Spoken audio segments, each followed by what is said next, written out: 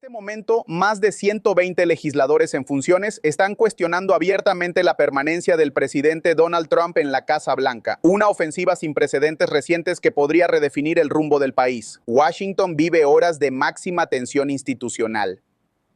Lo que comenzó como críticas aisladas en los medios se ha convertido en un movimiento político coordinado.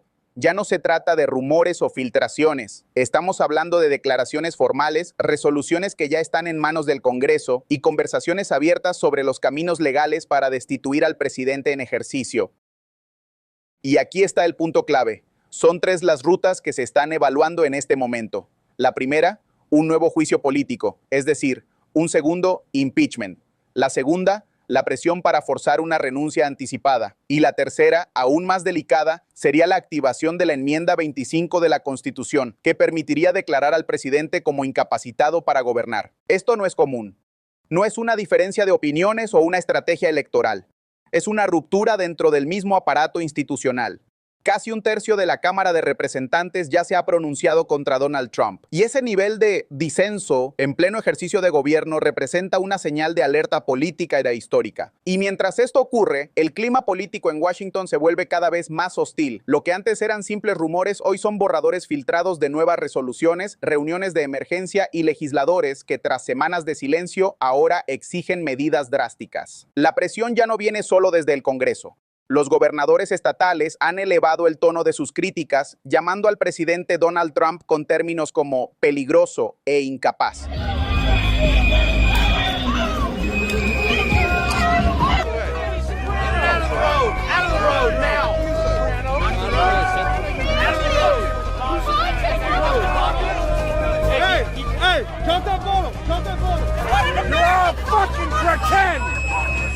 Coward chicken shit fucks!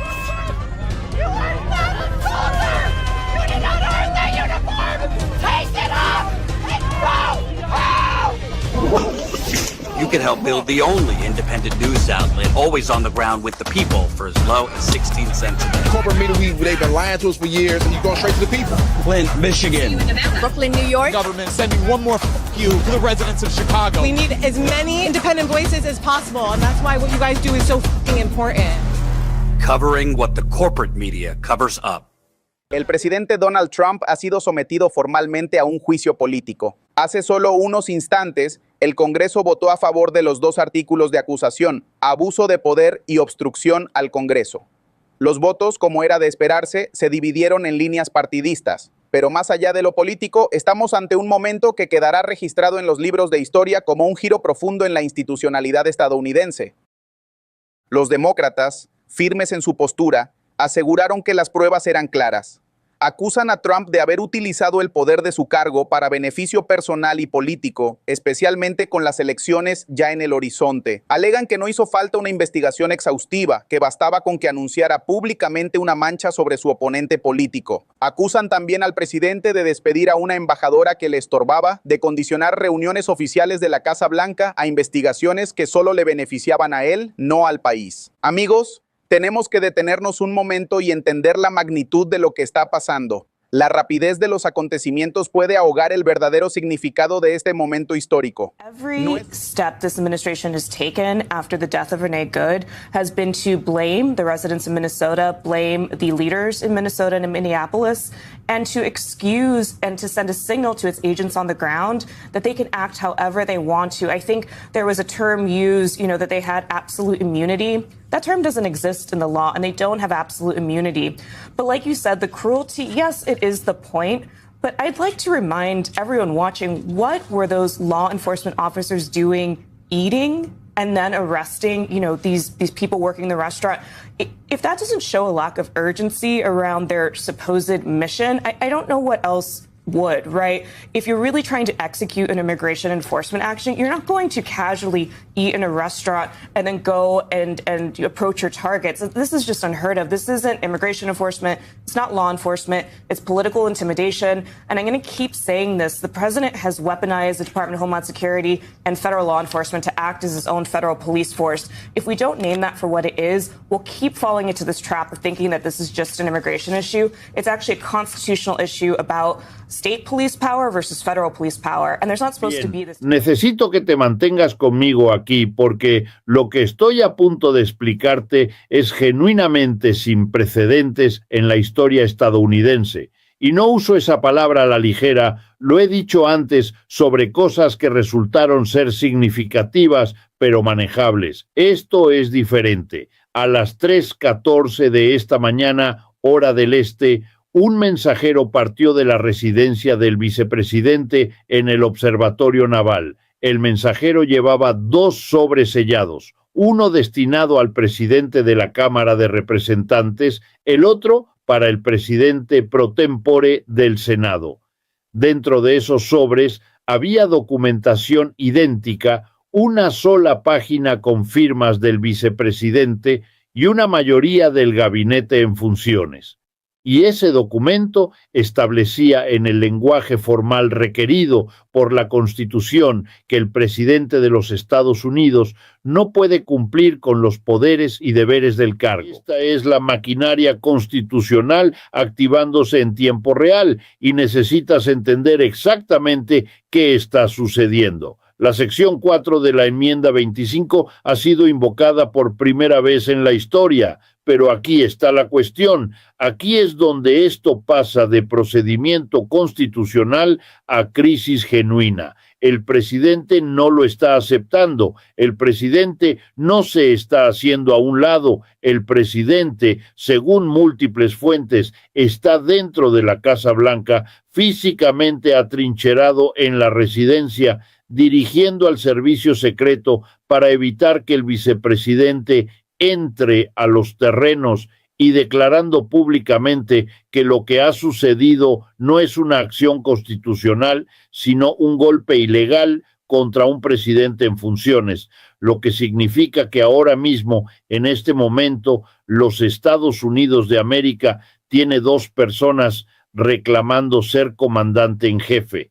2 personas emitiendo órdenes, 2 personas afirmando la autoridad de la presidencia, y atrapado directamente en medio de esa contradicción está todo el aparato del gobierno estadounidense, comenzando con las personas que controlan el arsenal nuclear. Muy bien, antes de continuar, necesitamos establecer exactamente qué dice y hace la sección 4 de la enmienda 25, porque hay mucha confusión sobre esto, y la confusión importa. La confusión es parte de lo que está creando la crisis. La mayoría de la gente, cuando piensa en la enmienda 25, piensa en la sucesión presidencial. El presidente muere, el vicepresidente asume. Eso es la sección 1. Simple, claro, lo hemos usado. La sección 4 es algo completamente diferente. La sección 4 fue escrita para un escenario que los redactores de esta enmienda esperaban que nunca ocurriera realmente. Fue diseñada para el momento cuando un presidente está vivo, está consciente, está afirmando su autoridad, pero las personas más cercanas a él, el vicepresidente y el gabinete, han concluido que no puede o no debe continuar ejerciendo el poder presidencial. Tal vez ha tenido un derrame cerebral y no puede comunicarse. Tal vez se ha sometido a una cirugía y está incapacitado. Y esta es la parte difícil, tal vez quienes lo rodean han determinado que su juicio se ha vuelto tan comprometido, tan peligroso, que la República misma está en riesgo. Bajo la sección 4, el vicepresidente y una mayoría de miembros del gabinete, esos son 8 firmas, pueden transmitir una declaración escrita al Congreso estableciendo que el presidente no puede cumplir con los poderes y deberes de su cargo en el momento, en el instante en que esa declaración es recibida por el liderazgo del Congreso.